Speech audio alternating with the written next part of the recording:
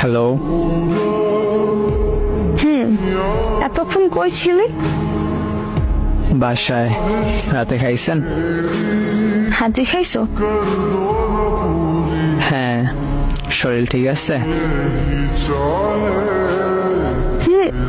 আছে। কেন? এমনিতেই। আচ্ছা, কেমন আছো? কিছু বলতে চাই, শুধু শুনবেন, উত্তর দেওয়ার দরকার নাই, ঠিক আছে? কিছু হয়েছে? আর তুই আপনি করে বলতেছো কেন? আমি এই সম্পর্কটা এখানে শেষ করতে চাইতেছি। আর হ্যাঁ আপু, আপনার সাথে অনেক অন্যায় করছি, পারলে মাফ করে দিয়েন। আমি জানি আপনি আমাকে মাফ করতে পারবেন না, কিন্তু কি আর করার, একটু কষ্ট হলে মাফ করে দিয়েন। মানে কি মজা করতেছো? এইসব কি বলতেছো ইবু? প্লিজ এমন করিস না, প্লিজ। এই বউ, শোন না ইবু। আমি কিছু বলতে বারণ করছিলাম, কিছু শুনতে চাই না আমি। প্লিজ তোর পায়ে পড়ি, প্লিজ এমন করিস না।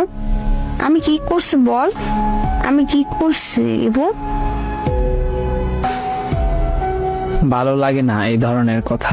ব্রেকআপ বলছেন, মানে ব্রেকআপ। প্লিজ মরে যাবো, এমন করিস না। মরে গেলে আমার কি?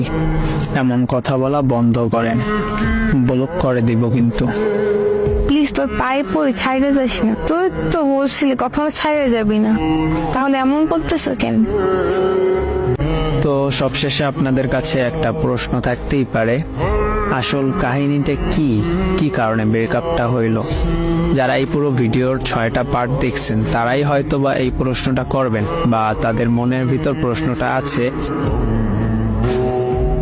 আসলে মেয়েটা ছেলেটার থেকে একটু বড় ছিল, আর ছেলেটার বন্ধুরা মেয়েটাকে দেখার পরে অনেক রকম টিস করত।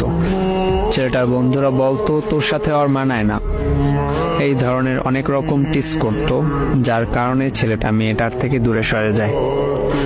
তো ভাই আর বোনেরা যারা সম্পর্কে জড়াবেন, আগে সব কিছু দেখে নেবেন, বড় ছোট, মানায় বা না মানায়, এই সব দিকগুলো দেখে তারপর সম্পর্কে জড়াবেন। সম্পর্কে জড়ানোর পর বন্ধুদের কথায় বা আত্মীয় স্বজন বা অন্য কারো কথায় কোনো সম্পর্ক ভাঙবেন না।